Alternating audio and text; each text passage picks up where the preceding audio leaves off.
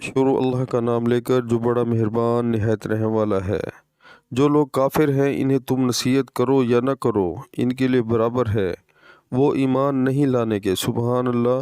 प्यारे मुसलमानों, इस आयत में अल्लाह ताला को काफिरों के बारे में बता रहे हैं कि आप जितनी भी कोशिश कर लो या कोई भी जितनी कोशिश कर ले, जब तक अल्लाह ताला का हुक्म नहीं होगा काफिर जो है वो ईमान नहीं लाएंगे। सुबहान अल्लाह। तो प्यारे मुसलमानों, हमें अल्लाह का शुक्र अदा करना चाहिए। अल्लाह ताला ने हमें मुसलमान घर में पैदा किया है और हम जो है सिर्फ इतना नहीं कर सकते कि हम अल्लाह ताला के हुक्म नहीं मान सकते।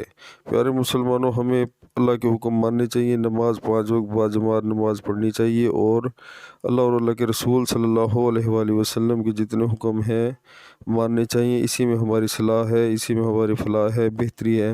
प्यारे मुसलमानों, दुनिया की ज़िंदगी आर्जी है और आखिरत की ज़िंदगी हमेशा रहने वाली है। बहुत फ़ायदा होगा, अमल करें। अस्सलाम वालेकुम।